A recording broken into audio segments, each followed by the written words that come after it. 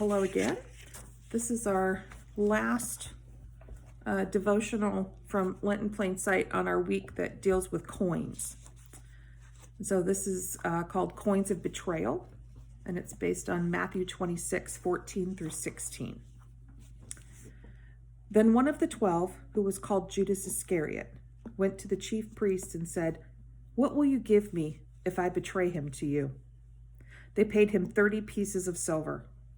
And from that moment, he began to look for an opportunity to betray Jesus.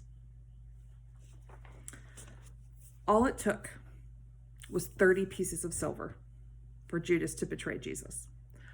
The one he'd witnessed heal and feed people and tend to people, tend to the neediest of people.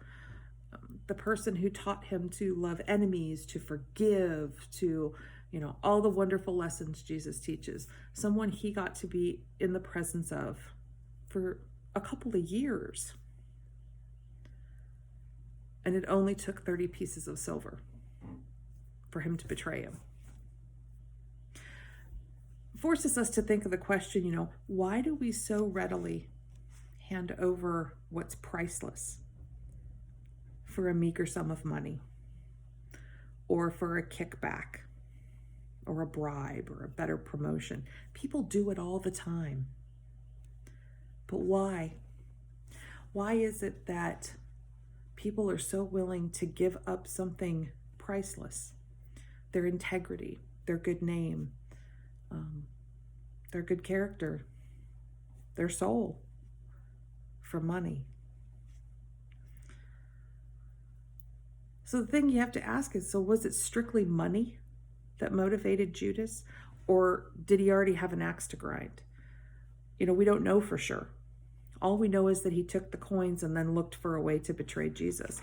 And he is the one who went to the chief priests. It's not like they came to him and said, "Hey, what would it take for you to do this?"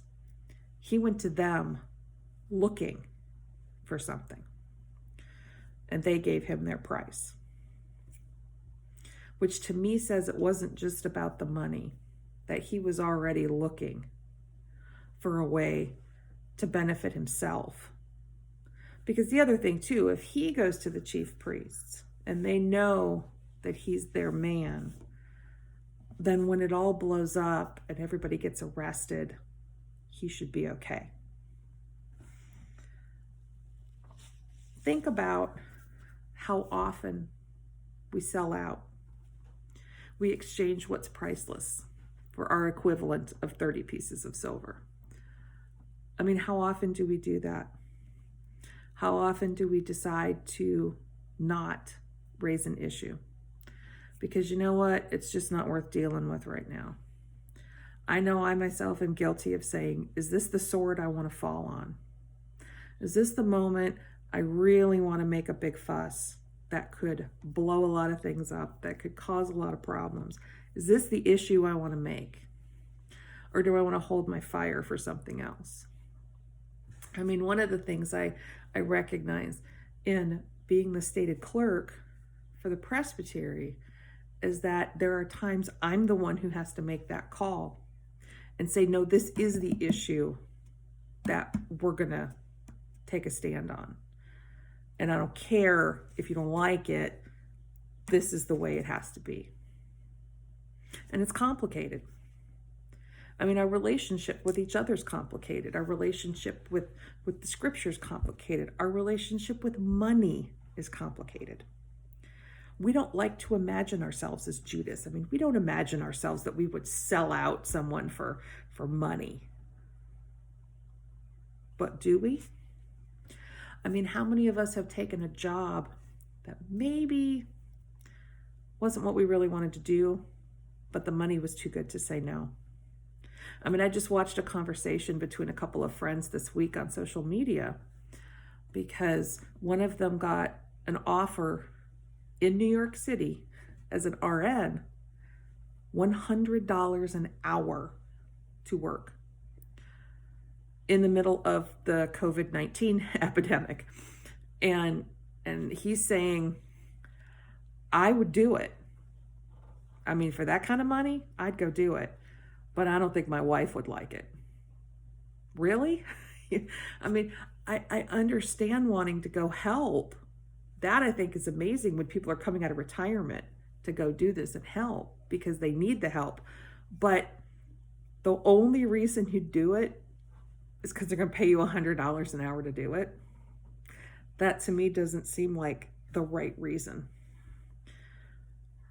We forget sometimes to invest in the things that cannot be destroyed. We neglect the priceless things in favor of taking care of things that have a value that really isn't all that great. The good news for Judas and for us remains the truth that Jesus came to save all of us, came to save sinners. Jesus forgives those who betray him. He knows that very often we don't see the bigger picture. We don't realize until it's too late. And then we're consumed by our regret for what we've done. I mean, Jesus' mission has always been redemption. We may sell our soul for a price, but Jesus buys it back with his life. That's a lot to think about. That's a lot to weigh up and realize how easily sometimes we set it all aside, throw it all away.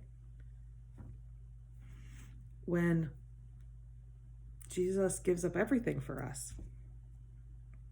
So let's think about some of these.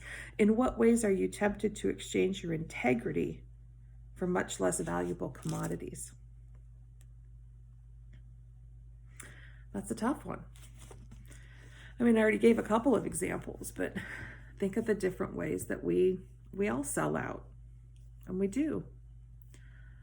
We sometimes talk a good game, but when it really comes down to it, do we make the choice that's filled with integrity, or do we compromise? I mean, we live in a world that's based on compromise. We all have to compromise all the time. But the question becomes figuring out what's the essence, what's the most important thing? What are you willing to not compromise? I think that becomes a lot of the issue. I mean, if you think about it, anytime you move in with someone, whether it be a roommate or when you get married or whatever, you have to compromise to live with someone else in the same space. There's always a compromise that goes on. How much noise you make and how clean you are and how you do things. And, we all can have lots of laughs about the arguments we've had over the years over, whether all the clothes made it in the dirty clothes hamper and how you squeeze the toothpaste tubes and how you put the dishes in the dishwasher, and, all those little things that we compromise on all the time.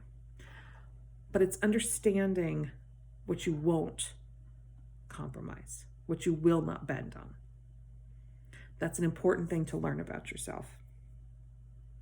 How do we participate with our money in systems that exploit others? What can we do about such practices and systems? This is a tough one because our world financially and economically is so complicated now. You may never know fully how you're complicit with the exploitation of other people. I mean, very often when we find out about things like that, people will stop purchasing certain items or not use certain companies. And there are certain companies, as I've said in other devotionals, that I don't spend my money at because I don't like the way they do business. But it's important that when we discover those things, that we're willing to say, no, I can't be part of this. I can't have my money spent this way. I'm not going to help support this.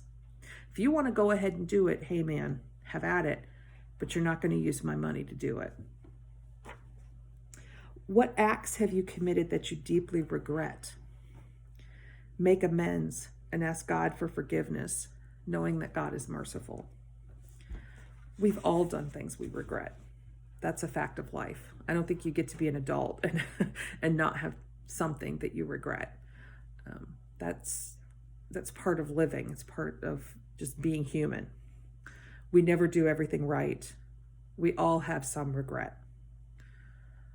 The trick is to figure out how to ask for forgiveness, how to be willing to set that aside, how to learn from it, how to grow from it, and how to be a better person so that you don't do it again. That's easier said than done sometimes, because sometimes we do things we really regret, and that happens to all of us. But it's about learning and growing from it and being a better person than you were before you did it. And of course, making amends and asking God for forgiveness, knowing that God is merciful and God will forgive us. Well, that's it for our week on coins. The next week coming up, the next item is shoes. So these should be some interesting ones coming up. And then after that, we've got, oil, and then we're into Holy Week. And so anyway, I hope you've enjoyed all these this week, and I will see you real soon with some more. Bye-bye.